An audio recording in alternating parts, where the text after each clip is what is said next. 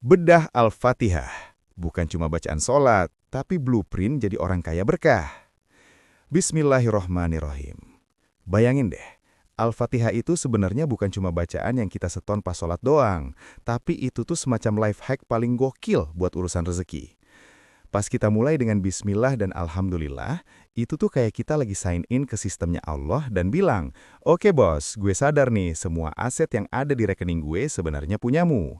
Jadi pas kita mau sedekah, mental kita bukan lagi ngerasa rugi atau kehilangan, tapi ngerasa kayak kurir yang lagi nganterin paket ke alamat yang benar. Logikanya, mana ada sih kurir yang baper pas ngelepas barang? Malah makin banyak barang yang dia anter, biasanya komisinya makin gede kan? Nah, sedekah itu ya kayak gitu. Makin rajin lo salurin, makin dipercaya lo sama Allah buat megang paket yang lebih gede lagi. Terus, pas masuk ke bagian Ar-Rahman Ar-Rahim, di situ kita diingetin kalau Allah itu royal banget sama semua makhluknya. Jadi kalau kita ngaku sebagai hambanya, ya kali kita pelit. Sedekah itu cara kita buat vibe matching sama sifat Allah. Lo pengen disayang sama pencipta? Ya lo sayang-sayangin dulu ciptaannya lewat bantuan nyata. Apalagi pas ingat Ma'alik Yaumiddin, itu tuh pengingat biar kita nggak kena scam sama dunia. Kita sering banget ketipu mikir kalau harta yang kita simpan itu bakal nolong kita selamanya. Padahal sebenarnya, harta yang beneran jadi milik kita ya cuma yang udah kita kirim duluan lewat sedekah itu. Itu asuransi paling paten buat masa depan yang sesungguhnya. Yang paling asik tuh pas bagian Iyyaka na'budu wa iyyaka nasta'in. Ini tuh semacam kontrak kerja sama kita sama Allah. Kita bilang cuma ke Allah kita minta tolong. Tapi ya nggak bisa cuma modal doa doang tanpa aksi. Sedekah itu aksi nyata dari doa kita. Kalau lo lagi ngerasa hidup lagi stuck atau banyak masalah, coba deh pancing pakai sedekah. Itu ibarat lo lagi buka sumbatan di pipa rezeki lo sendiri. Dengan lo nolongin orang, lo sebenarnya lagi maksa keadaan biar Allah turun tangan nolongin lo. Jadi ujung-ujungnya, pas kita minta ihdinas sirotol mustaqim atau jalan yang lurus, kita tuh lagi minta dibimbing biar nggak jadi orang yang cuma numpuk harta doang tapi hatinya kering. Sedekah bikin hidup lo jadi lebih balance, nggak gampang stres karena urusan angka, dan bikin tiap langkah lo tuh kerasa lebih enteng karena lo tahu ada doa-doa orang lain yang lo bantu ikut nge-push lo ke atas. Oke, kita bedah lagi lebih dalam ya. Karena kalau kita mau ngubek-ubek Al-Fatihah, ini tuh sebenarnya kayak sumur yang nggak ada dasarnya. Dalam banget. Coba deh, lo perhatiin kata Alhamdu. Di situ ada alif dan lam yang artinya segala. Berarti semua pujian itu balik ke Allah. Hubungannya sama sedekah? Sering nggak sih kita kalau abis ngasih orang, terus orang itu berterima kasih banget sama kita, tiba-tiba ada rasa, gue keren juga ya udah bantu dia. Nah, di sini Al-Fatihah ngereng ego kita. Al-Fatihah ngajarin kalau sebenarnya yang dapat pujian itu harusnya Allah, bukan kita. Kita cuma jadi perantara kebaikannya doang. Jadi sedekah yang beneran Al-Fatihah banget, itu adalah sedekah yang bikin kita makin ngerasa kecil, bukan makin ngerasa pahlawan. Terus pernah nggak lo kepikiran, kenapa di Al-Fatihah kita nyebut Rob Bil Alamin? Rob itu artinya bukan cuma Tuhan, tapi juga yang memelihara, yang ngatur, dan yang menjamin. Kalau lo beneran percaya Allah itu Rob, lo nggak bakal pernah takut jatuh miskin gara-gara berbagi. Logikanya simple. Masa iya Tuhan yang melihara seluruh alam semesta, dari paus di laut sampai semut di dalam tanah, bakal ngebiarin lo kelaparan cuma gara-gara lo nyisihin sebagian duit buat orang lain? Di sini sedekah jadi ujian seberapa percaya kita sama gelar Rob yang sering kita ucapin tiap hari itu. Sedekah itu wujud nyata kalau iman kita bukan cuma di bibir, tapi sampai ke dompet juga. Nah, ada lagi nih yang menarik pas kita masuk ke ayat Iyyaka na'budu. Perhatiin deh, di situ pakai kata kami, bukan aku. Ini kode keras dari Allah kalau kita itu makhluk sosial. Kita nggak bisa sholat sendiri, dalam arti spiritual jamaah. Dan kita nggak bisa masuk surga sendirian dengan cuek sama lingkungan. Sedekah itu cara kita buat bilang, ya Allah, gue nggak mau sukses sendirian. Gue mau bareng-bareng sama hambamu yang lain. Jadi sedekah itu sebenarnya cara kita buat memperluas makna kami dalam doa kita. Kita narik orang-orang yang kita bantu buat masuk ke dalam barisan doa kita setiap kali kita bilang ihdina, tunjukkanlah kami. Terakhir, kalau lo lihat struktur Al-Fatihah, dia itu dimulai dengan Rahman, kasih sayang, dan diakhiri dengan peringatan soal jalan yang lurus. Ini ngasih tahu kita kalau sedekah itu harus jadi gaya hidup, bukan cuma gerakan spontan pas lagi merasa kasihan doang. Banyak orang sedekah cuma pas lihat konten sedih di sosmed. Itu namanya sedekah mut-mutan. Tapi Al-Fatihah pengen kita punya siklus istiqomah. Tiap sholat kita baca, tiap hari kita praktekin. Jadi sedekah itu bukan lagi soal berapa nominalnya, tapi soal seberapa konsisten lo ngetuk pintu langit pakai kunci yang sama. Dengan begitu, lo nggak bakal gampang nyasar jadi orang yang sombong atau orang yang kikir. Karena tiap hari lo udah diingetin lewat Al-Fatihah buat terus berbagi biar tetap di jalan yang lurus. Gimana? Makin kelihatan kan kalau Al-Fatihah itu sebenarnya manual book buat kita jadi orang kaya yang nggak diperbudak sama hartanya sendiri? Masih mau kita ubek-ubek lagi sisi lainnya dari Al-Fatihah ini? Mari kita gali lebih dalam lagi. Kalau kita perhatiin lebih detail, di Al-Fatihah itu ada rahasia soal waktu dan energi yang jarang orang sadari hubungannya sama sedekah. Coba lo lihat ayat Maliki Yaumiddin. Secara harfiah kan, artinya raja di hari pembalasan. Tapi kalau lo bedah pakai kacamata sedekah, ini tuh ngajarin kita soal delay gratification atau menunda kesenangan. Zaman sekarang kan, orang pengennya instant reward, beli barang sekarang, senang sekarang. Tapi sedekah itu ngajarin kita buat nanam sekarang, buat dipanen di Yaumiddin nanti. Jadi, setiap kali lo ngeluarin duit buat sedekah, lo sebenarnya lagi bilang, gue percaya ada hari esok yang lebih penting daripada sekedar jajan kopi hari ini. Ini mentalitas orang sukses banget kan? Mereka nggak habisin semua yang mereka punya sekarang, tapi mereka invest buat masa depan. Terus, ada hal unik soal kata ihdina atau tunjukkanlah kami. Dalam bahasa Arab, hidayah atau petunjuk itu bukan cuma soal tahu mana yang benar dan salah, tapi juga soal dimudahkan buat jalan di jalur itu. Sering nggak sih lu ngerasa pengen sedekah, tapi ada aja hambatannya? Entah ngerasa duit pas-pasan, entah ngerasa orang yang mau dibantu kayaknya nggak jujur, atau tiba-tiba ada pengeluaran mendadak. Nah, pas lo baca ihdinas sirotol mustaqim, lo sebenarnya lagi minta ke Allah supaya tangan lo dimudahin buat ngasih. Karena jujur aja, bisa sedekah itu sendiri adalah sebuah hidayah. Nggak semua orang yang saldo rekeningnya bermiliar-miliar punya hidayah buat gerakin jempolnya transfer ke panti asuhan. Jadi, sedekah itu bukan cuma soal lo punya duit atau enggak, tapi soal lo dapat akses VIP dari Allah buat jadi orang baik atau enggak. Lanjut lagi ke bagian akhir, soal an'amta alaihim, atau orang-orang yang engkau beri nikmat. Pernah nggak lo kepikiran, siapa sih orang-orang yang dikasih nikmat ini? Kalau lo cek di ayat lain, mereka itu para nabi, orang-orang jujur, dan para syuhada. Ciri khas mereka semua apa? Mereka itu orang-orang yang habis buat orang lain. Hidup mereka tuh sedekah, tenaga mereka sedekah, bahkan nyawa mereka sedekah. Jadi, pas lo minta jalan yang lurus, lo sebenarnya lagi minta supaya mentalitas lo disamain sama mentalitas para legend ini. Lo lagi minta supaya rezeki lo itu bukan cuma numpuk di lo, tapi ngalir lewat lo. Persis kayak para nabi yang jadi saluran berkah buat umatnya. Satu lagi yang paling deep, Al-Fatihah itu ditutup dengan tanpa kata amin di teks aslinya. Kita yang nambahin sendiri. Ini seolah ngasih kode kalau doa di Al-Fatihah itu open-ended. Artinya, tugas lo belum selesai cuma sampai bacaan doang. Al-Fatihah itu kayak proposal bisnis yang udah lo ajuin ke Allah. Dan sedekah itu adalah bukti setor atau DP-nya. Lo minta petunjuk, lo minta rezeki, lo minta dijaga dari jalan yang sesat. Nah, biaya administrasinya adalah kebaikan lo ke sesama. Kalau lo cuma minta-minta terus tapi nggak pernah ngasih, itu namanya proposal bodong. Jadi, kalau lu mau ngubek-ngubek Al-Fatihah sampai tuntas, lu bakal nemu kalau surat ini tuh sebenarnya looping kebaikan. Dimulai dengan muji Allah yang maha baik, ditutup dengan permintaan biar kita jadi orang baik. Dan jembatan biar lo beneran jadi orang baik ya cuma satu, pembuktian lewat pengorbanan, sedekah. Tanpa itu, Al-Fatihah kita cuma jadi sekadar ritme di lisan, tapi nggak jadi power di kehidupan. Gimana? Masih mau lanjut dikuliti lagi rahasia di balik tiap katanya? Atau ada bagian spesifik dari Al-Fatihah yang bikin lo penasaran kalau dihubungin sama kehidupan finansial kita? Oke, kita gas lagi. Kita ubek-ubek sampai ke akar-akarnya. Sekarang kita masuk ke bagian yang lebih teknis, tapi tetap santai, yaitu soal struktur frekuensi di Al-Fatihah yang ternyata sinkron banget sama gimana cara rezeki itu bekerja. Pernah sadar nggak kenapa Al-Fatihah itu isinya mayoritas adalah pujian dulu, baru permintaan? Dari 7 ayat, hampir setengahnya cuma buat muji Allah.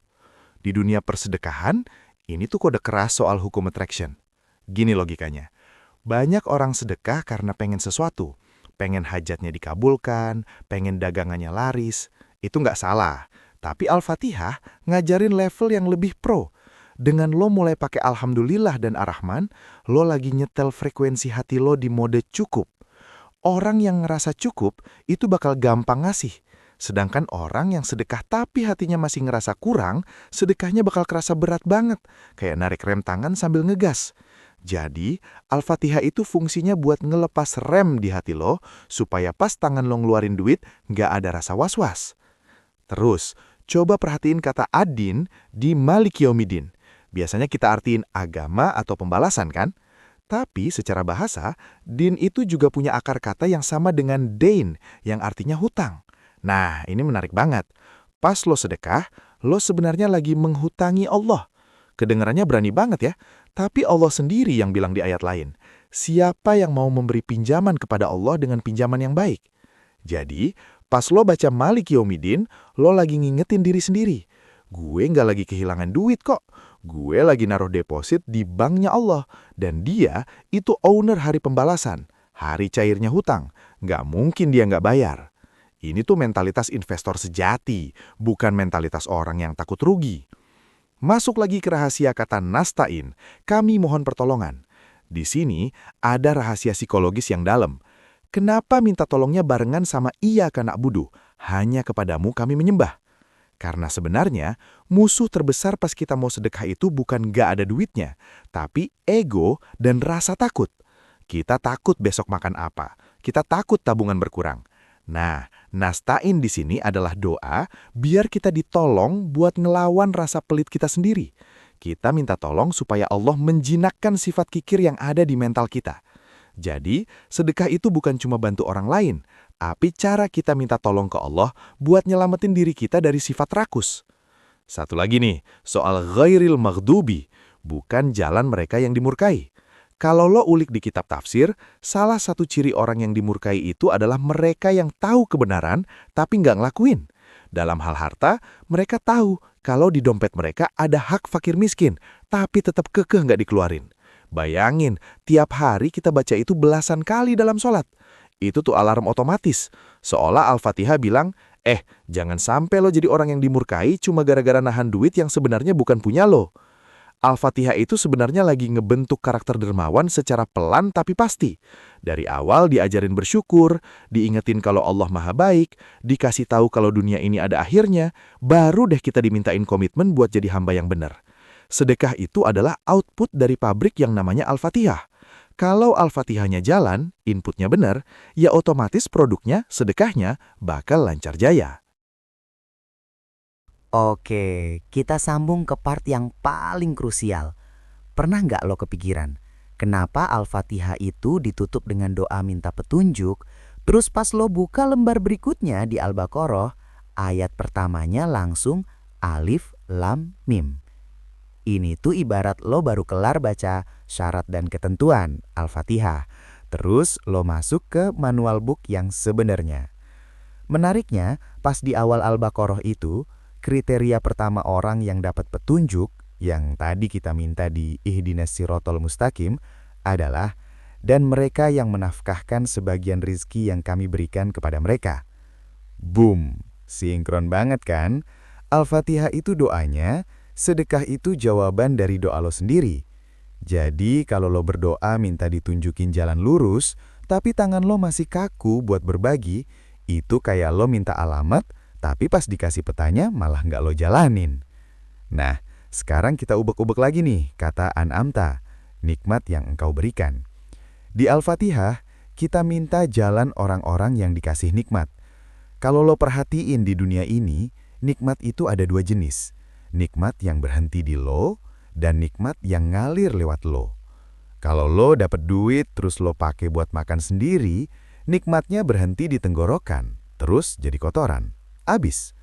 Tapi kalau lo dapat rizki terus lo sedekahin, nikmat itu hidup lagi di orang lain. Duitnya jadi makanan buat anak yatim, jadi buku buat penuntut ilmu. Di sini Al-Fatihah lagi ngajarin kita soal keabadian nikmat. Sedekah itu cara kita mengawetkan rizki supaya nggak cuma jadi sampah organik di badan kita, tapi jadi energi yang pahalanya looping terus. Jadi orang yang rajin sedekah itu sebenarnya lagi mempraktikkan ayat Ar-Rahman Ar-Rahim secara nyata. Dia nggak mau nikmat Allah itu berhenti cuma di dia doang. Ada lagi nih rahasia di balik kata sirot. Dalam bahasa Arab, sirot itu bukan sekedar jalan biasa kayak syar'i atau torik. Sirot itu jalan yang lebar, luas, dan lurus. Kenapa hubungannya sama sedekah? Logikanya begini. Orang yang pelit itu hidupnya bakal kerasa sempit. Meskipun rumahnya gede, tapi kalau hatinya kikir, dia bakal selalu merasa kurang dan takut rugi. Tapi orang yang sedekah, jalannya bakal dibikin sirot sama Allah, luas dan lapang. Masalah yang tadinya kerasa buntu, tiba-tiba ada aja jalannya. Itu karena dia udah meluangkan urusan orang lain, maka Allah meluangkan jalannya dia. Satu hal terakhir yang bikin Al-Fatihah ini gokil banget buat urusan mental finansial adalah keseimbangan ego. Di awal kita muji Allah, alhamdulillah, ini buat ngilangin sifat sombong kalau kita lagi kaya. Di tengah, kita bilang iyyaka nasta'in, ini buat ngilangin sifat putus asa kalau kita lagi bokek. Di akhir, kita sedekah sebagai bukti kalau kita udah nggak sombong dan nggak putus asa. Jadi kalau lo lagi ngerasa hidup lo stuck di situ-situ aja, coba cek Al-Fatihah lo. Jangan-jangan lo cuma baca doanya, tapi belum berani ambil langkah pertama di jalan orang-orang yang dikasih nikmat itu, yaitu langkah untuk berbagi. Sedekah itu cara paling cepat buat ngebuktiin ke Allah kalau lo udah siap buat naik level ke sirot yang lebih luas lagi. Gimana? Masih ada ruang di pikiran lo buat kita ubek-ubek lagi? Atau lo udah mulai ngerasa gatel pengen langsung nyari kotak amal atau buka aplikasi mobile banking buat praktekin ini? Oke, kita makin masuk ke core atau intisarinya nih. Kalau kita ubek-ubek lagi, ada satu detail yang sering kelewat. Ritme atau urutan Al-Fatihah itu sendiri. Pernah sadar nggak kalau Al-Fatihah itu kayak siklus hujan? Coba deh lo lihat. Awalnya, ayat 1-3, semuanya tentang Allah yang Maha Memberi, Ar-Rahman. Ini ibarat air laut yang menguap karena matahari. Semuanya berasal dari sumber utama. Tengahnya, ayat 5, ada titik temu antara kita dan Allah. Iyyaka na'budu wa iyyaka nasta'in. Ini ibarat uap yang jadi awan, siap-siap mau turun jadi hujan. Akhirnya, ayat 6 dan 7, bicara soal jalan dan nikmat. Ini ibarat hujan yang turun ke bumi, membasahi tanah yang kering, biar tanaman bisa tumbuh. Nah, hubungannya sama sedekah, banyak orang pengen dapat hujan rezeki, tapi mereka lupa kalau hujan itu fungsinya buat ngalir, bukan buat ditampung di satu lubang doang sampai banjir. Sedekah itu fungsinya jadi parit atau saluran. Kalau lo nggak bikin saluran, sedekah, rezeki yang turun ke lo malah bakal bikin lo tenggelam dalam masalah. Tapi kalau paritnya lo bikin luas, air rezeki itu bakal lewat dengan lancar, nyegerin semua orang, dan lo sendiri tetap basah, dapat manfaatnya, tanpa perlu kebanjiran beban. Terus, mari kita ubek-ubek kata al-mustaqim atau lurus. Dalam matematika, garis lurus itu adalah jarak terpendek antara dua titik. Kalau lo mau hajat lo cepat sampai ke Allah, titik A ke titik B, ya pakai jalur lurus. Sedekah itu sering disebut sebagai shortcut atau jalan pintas. Di saat orang lain muter-muter nyari solusi lewat koneksi sana-sini, orang yang paham Al-Fatihah bakal milih jalur sedekah. Kenapa? Karena dia tahu kalau dia nolongin hambanya di bumi, owner langit bakal langsung kasih jalur ekspres buat urusan dia. Jadi sedekah itu bukan bikin harta lo muter-muter nggak jelas, tapi justru bikin urusan lo langsung sat-sat sampai tujuan. Ada lagi nih, rahasia di kata an'amta atau engkau beri nikmat. Perhatiin deh, di situ pakai fi'il madi atau past tense atau udah terjadi. Artinya, nikmat itu sebenarnya udah ada di tangan kita. Masalahnya banyak dari kita ngerasa belum dapat nikmat cuma karena saldonya belum digitnya banyak. Al-Fatihah ngajarin kita buat sedekah pakai apa yang udah ada. Punya ilmu, sedekahin ilmunya. Punya tenaga, sedekahin tenaganya. Punya senyum, sedekahin senyumnya. Ini tuh cara kita buat memancing nikmat yang lebih gede. Lo buktiin dulu kalau lo bisa amanah sama nikmat kecil yang udah terjadi itu. Baru deh Allah kasih jalan orang-orang yang nikmatnya gede banget. Satu hal yang paling ngubek perasaan itu pas kita bahas ghairil maghdub atau bukan orang yang dimurkai. Tahu nggak salah satu alasan kenapa orang dimurkai? Karena mereka memutus rantai kebaikan. Allah udah kasih mereka harta buat disalurin, malah berhenti di mereka. Itu namanya korupsi rezeki. Al-Fatihah tiap hari ngingetin kita, woi, lo itu pipa, jangan jadi waduk yang airnya mati. Jadi kalau lo baca Al-Fatihah dengan benar, lo bakal ngerasa ada beban moral positif setiap kali dapat duit. Lo nggak bakal tenang kalau duit itu cuma diam di dompet. Lo bakal ngerasa kalau Al-Fatihah lo baru beres kalau sebagian dari duit itu udah pindah ke tangan orang yang lebih butuh. Gimana? Al-Fatihah ternyata berisik banget ya kalau urusan nyuruh kita berbagi. Masih ada satu sudut lagi soal keajaiban suara dan nafas di Al-Fatihah yang nyambung sama keberkahan sedekah. Mau lanjut atau lo mau tarik nafas dulu?